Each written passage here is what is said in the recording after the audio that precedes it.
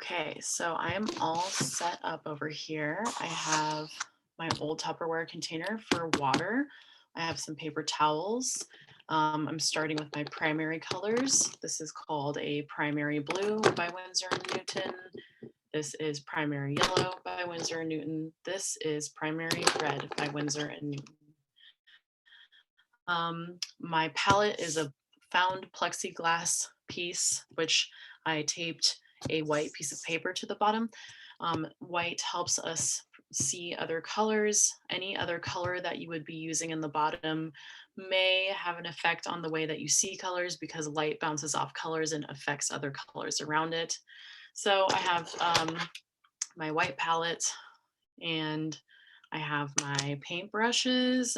This is a flathead one, and then this is a round one. So I'm gonna just try using the flathead because that's the one that I asked you all to get. And so we're just gonna start off by painting each, the red, the blue, and the yellow. So gouache is supposed to turn out really, really flat. So I'm just gonna start, we'll do red, then I'm gonna pause the recording and I'm gonna finish up the red and blue and yellow as to not waste a whole bunch of your time to watch this recording. So certain paints act differently. The red has a lot of oil that's coming out of it. I want to have like a pea-sized dollop on my palette. And like sometimes some colors, some pigments will have a lot of oil that comes out. So just keep on pushing out the oil. Sometimes you can put your lid back on and I try to like mix up the oil back into it. But if the oil is coming out, just push it out. Make sure you get some of that thicker pigment out of it that actually all paint is made from like a clay base, which is really interesting. So you want to have like a thick dollop, pea-sized dollop. So then you're just going to take your paintbrush, put it in, oh yeah, I'm supposed to use the flat one.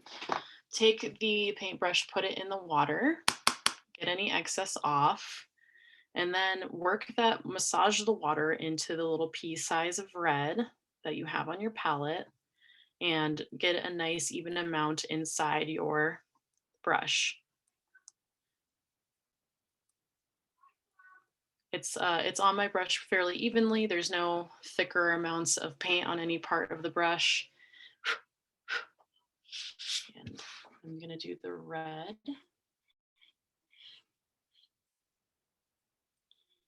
I'm just gonna apply it nice and evenly. I see that my pencil mark where I wrote the R for red is coming through. It's too late to erase it now, but if I can cover it up with another, after the gouache dries, I can add another layer of the gouache and it'll become a little bit more thick and I can cover up any of the pencil marks. But just so you know, if you don't want to deal with that, just kind of erase over your pencil marks before you start to make your any pencil marks look a little bit lighter. Some pigments are stronger. So this pigment here, red, isn't really so strong. It's very transparent, and that's okay. While you are doing your primary colors, please watch how your gouache dries. It's going to be hard to tell over the video. It'll be much easier in real light. Don't forget to have a nice, good light source so that you're not straining your eyes while you do this.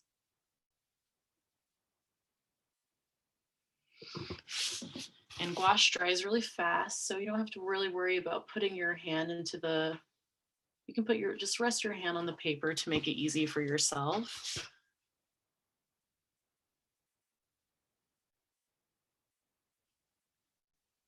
And for the thinner part, I can just dab a little bit. I don't have to do like painterly strokes. I can just dab that thinner part.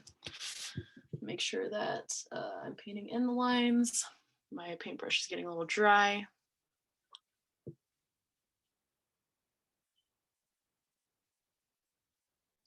You're gonna watch your red dry. You're gonna see, you can actually already see kind of in the middle how it dries a little bit lighter. This is gonna be tricky working with color swatches. So you're gonna have to get in tune with that. All right, I'm going to pause the recording, finish up my primaries, and then I'll come back to show you a little bit about color mixing. I actually forgot to mention, so every time, now that I'm done with my red, I'm going to dab my paintbrush into the ink well, or I mean the water well that I have, whatever, cup, doesn't matter. And this is what the paper towel is for. There is going to always be a little residue of pigment after every time you use your brush in whatever bit of paint. So take your paper towel to clean your brush thoroughly, especially before I use like a lighter color like a yellow, because then I'm going to get some of that red in the yellow, and then it's going to be really frustrating to not have it be more controlled. All right, so pausing again. All right, so I'm finishing up the blue right now. And the blue, my blue is looking very like watery. I can see the brush strokes, almost like a watercolor.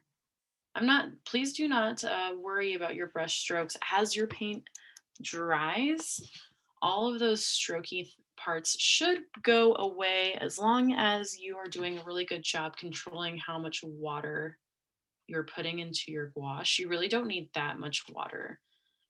You can try to even out the brush strokes before it dries. That might help. If it's looking super washy, you want it to be opaque.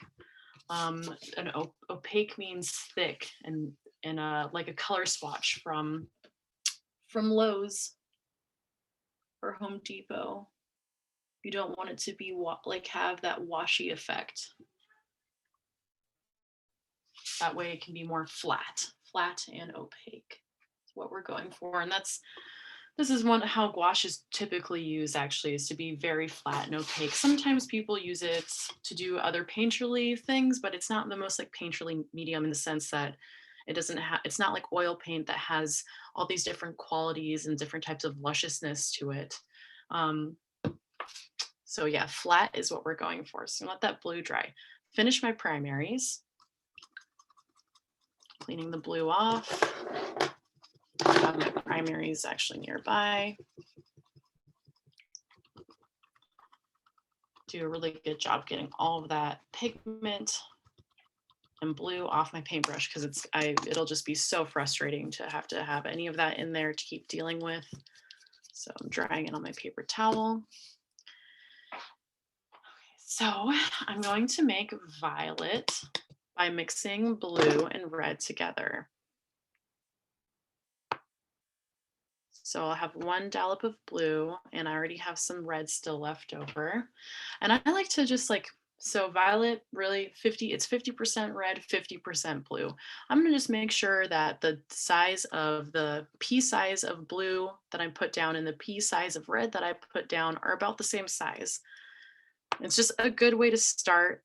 Then once we're training our eyes to become more sensitive to color, then we can use our eyes to start to see more of a difference. I also have this color called Bangle Rose, and Bangle Rose has a little bit more of, it's like a cooler, more blue red than the primary red. And I can even use this color a little bit to cool down my violet a little bit more. So I'm gonna just scoop those two, that red and the blue together. And I'm gonna mix it up, and I'm gonna create a violet. So when the colors in the rainbow go from red to violet,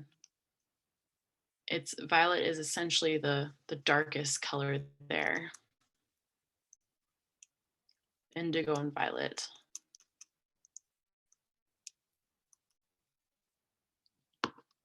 So I can tell that because I've done this before, my violet looks a little warm. It's a little bit more on the red side. So I can cool it down by just adding a touch of this Bangle Rose. There's so much paint coming out, so I'm just gonna squeeze that, get that paint back in there. Always put your lids on your paint when you're done using them. If you don't, it'll dry out and then you'll just waste a whole tube of paint. So I'm just gonna put just a tiny touch of Bangle Rose in there. enough to make a difference. A little bit of Bangle Rose, and actually maybe a little bit more blue to make my violet a little bit darker, a little bit cooler.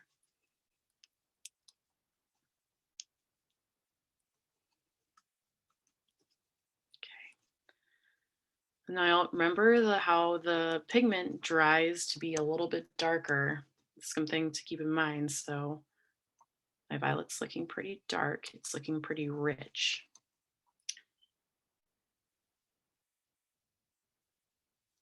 And then I have my paintbrushes pretty loaded up.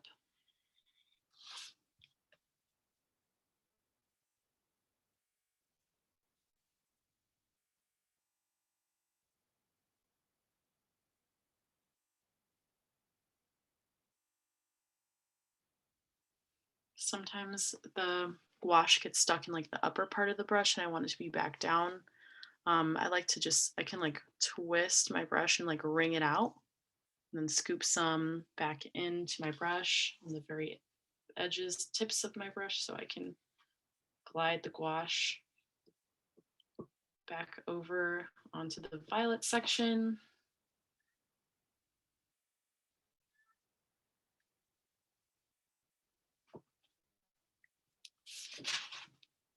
I see how I twist and move the paper around. This helps me so I can set my hand down somewhere. It's like a nice little trick and can be really helpful to move your paper around because our right hand or your dominant hand can only really control so much and move in such a certain way.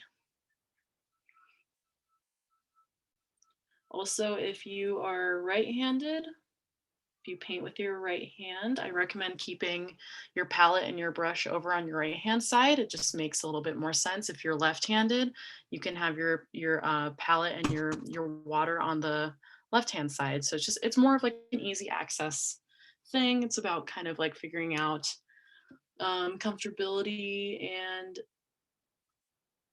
just working smart. Okay, so my violet has been made. So I happen to have an orange. If you do have an orange, like you can use it to make your orange. That's fine, but I think I would actually rather you test out your pigments too and just really just use this class and your materials that you have to really explore how much you can mix. If you only have the primaries, of course, you're going to have to mix. If you ended up getting some other ones that are labeled as orange, you can see how that looks compared to how it looks when you mix red and yellow together. And then you can decide which one you think actually works a little bit more, your mixture or the manufacturer's out of the tube color. So I like to double check and make sure my brush is clean and dry. Get all that pigment. Oh yeah, see, like the harder I push down on my brush, the more pigment comes up, and it will drive me mad because then I waste not only energy but also paint. So the harder I press down on the paper towel, the more pigment comes out. And I think some of this just now is just because the water is a little brown and purple. So I think I got it all out.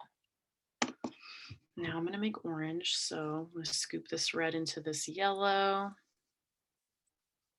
Make some orange. That's looking really, really red. Okay, so red is gonna dominate yellow always. Yellow is such a light color. It's the lightest color out and the warmest out of all the primary colors. So I'm just gonna add some more yellow because the red dominates it. And I want it to be a little bit more on the yellow side.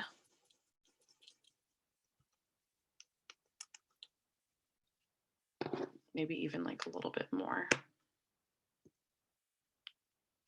We'll see. I'm just testing it out as I go.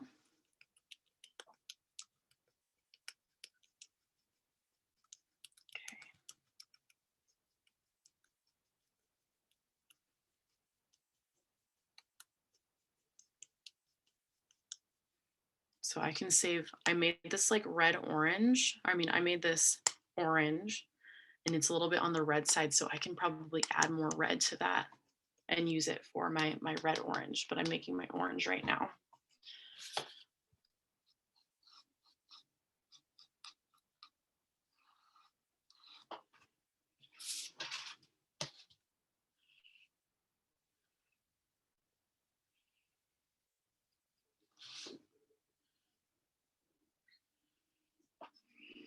Okay, so you think you will get the gist. I'm going to pause it and I'm going to continue making my secondary colors and I'll be back.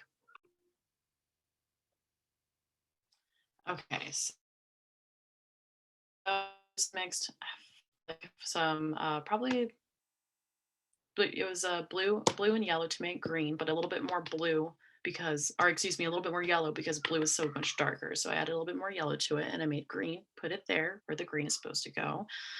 Okay, so now I'm gonna make a blue green. We're gonna make we just made the secondary colors and now we're making the tertiary colors. Okay, so we have, let's get some blue down here. Make this blue, 1 pea-sized dollop of that.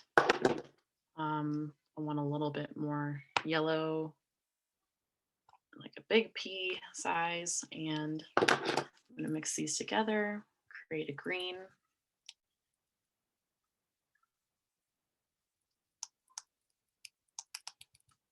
I'm supposed to make a blue green. So what I'm gonna do is after I make my green,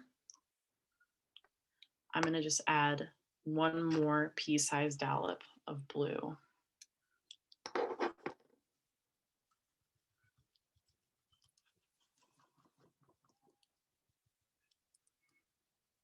It's not looking dark enough. Okay, so I'm gonna like rotate my squeegee off that green paint. Add some more blue.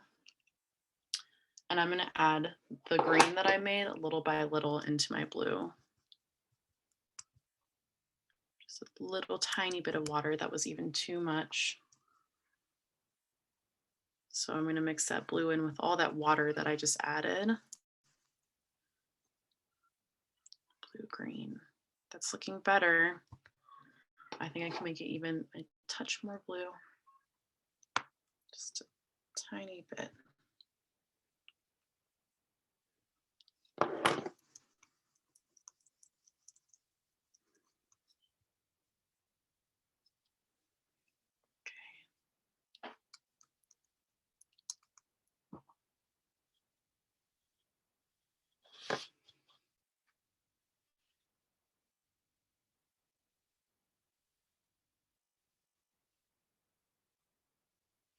So even though I'm just using the primaries to mix, if I mixed this permanent, I have this permanent green middle, so it's like a darker green. I could mix that into the blue and it would look even darker.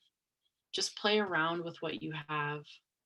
And if it works, it works. You don't have to do it the way that I'm doing it. But gouache can be tricky for those who haven't used it before. So I think it's really just a matter of trying to get the color as close as you can, laying it down on the paper, letting it dry, and then seeing what it looks like from there.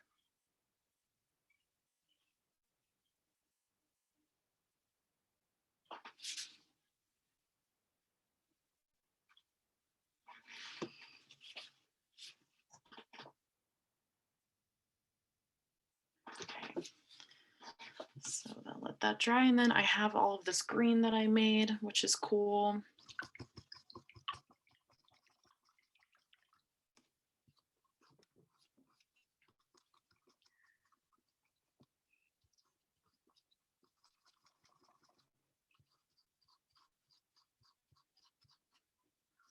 And so I'm going to use a big dollop of primary yellow.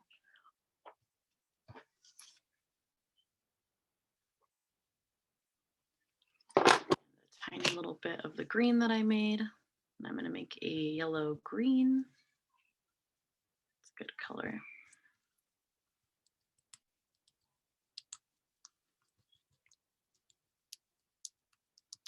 Okay, so I'm going to just pause the recording, keep going, and then I'm going to get to making these ordinary colors in a second.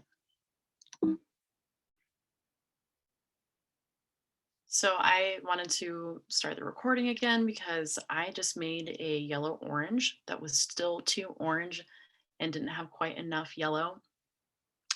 So what I'm going to do is I'm going to let that dry, and then I'm going to go over it again with my new batch of a more yellow orange to make it look closer to this yellow and a little bit less close to this orange. All right, so I'm going to make a red violet now, and I'm going to show you just how to do it in a different way. So I know that I created a violet adding 1 dollop of red, 1 dollop of blue. So I'm going to just make this way. I'm going to do 1 dollop, 1 pea-sized dollop of blue.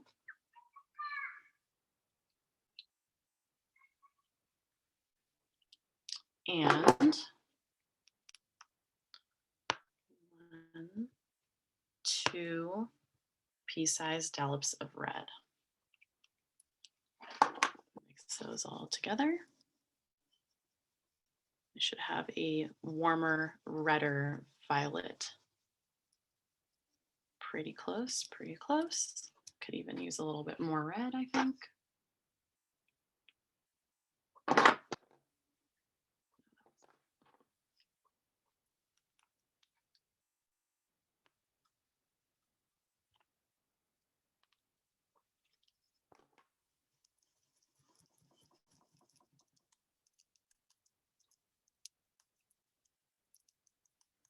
Keep in mind it's going to dry a little bit darker. So I feel like that's going to be pretty dark. Add a little bit more red. So obviously the blue is dominating the red like crazy.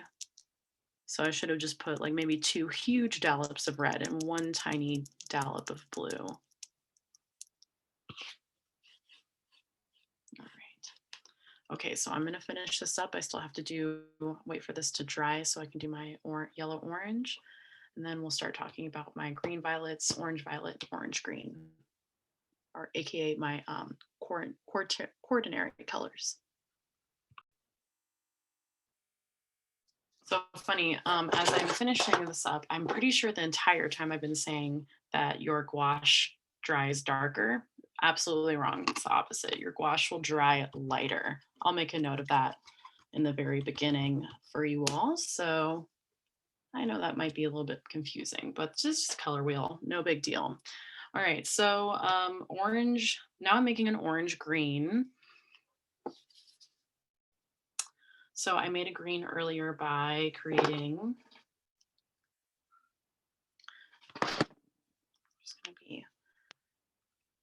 first I'm just gonna make my green. Some yellow, tiny bit of blue.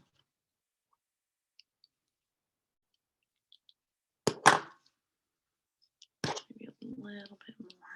There's actually some green over here too, so I might just scoop that up and mix that in. Try to match it with the first green that I made.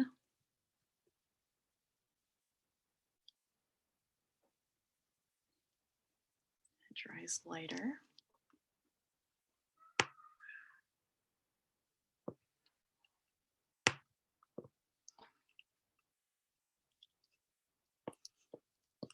Okay, so there's our green.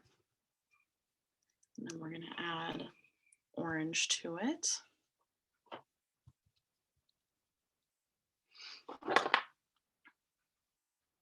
yeah. I'm reaching for the orange tube that I have, but for the sake of learning how to mix colors,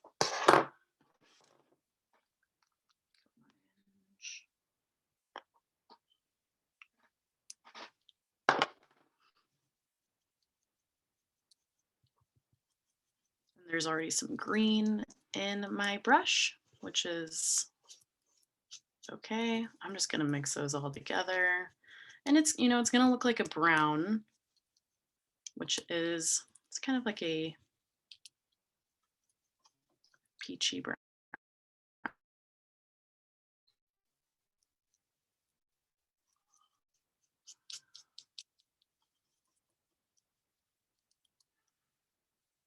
So orange, green. Here we go. Oh yeah, I'm gonna erase my O and the G, O for orange, G for green, that I wrote down as I was organizing this, so it doesn't come through. I'm going to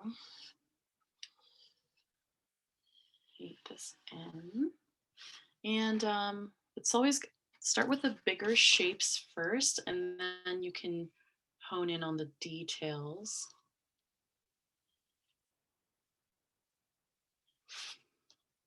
Littler shapes at the near the end.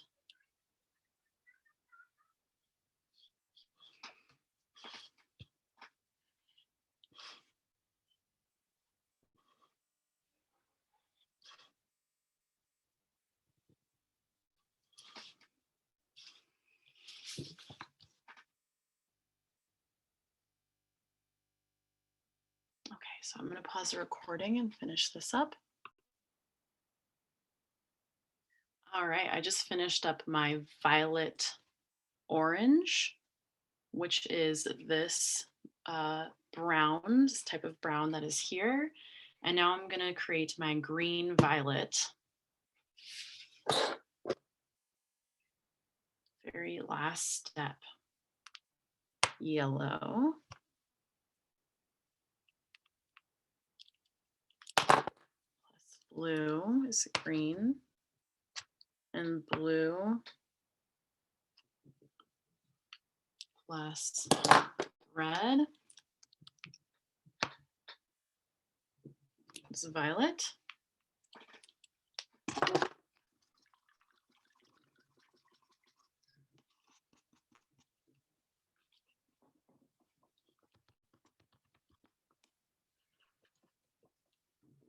Mix those all together.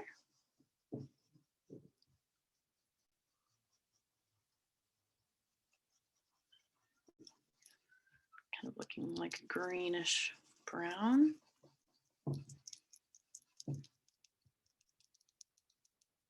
Just gonna add a little bit more red, just to neutralize it a little bit more.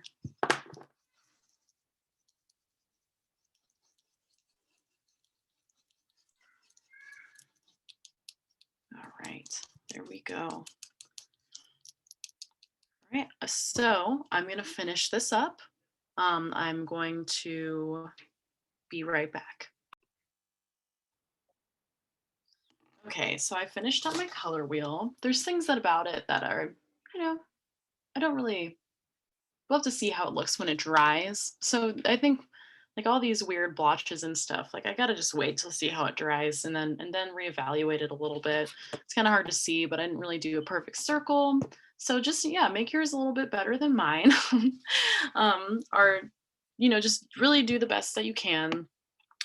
Make sure when you're done, you can get all of the pigment out of your paintbrush. Go ahead and you can just throw this paper towel in the garbage. Make sure the lids are screwed on tight from all of the different paint tubes that you used. Make sure to wash your hands, get the paint off your hands before you start eating food or touching your eyes or stuff like that. And I mean, it's not completely toxic, but it's good to just like be healthy. And you can put this water down the sink, wash your paintbrush with soap and water. I put soap in my hand here and I take my paintbrush and I just wash it like this.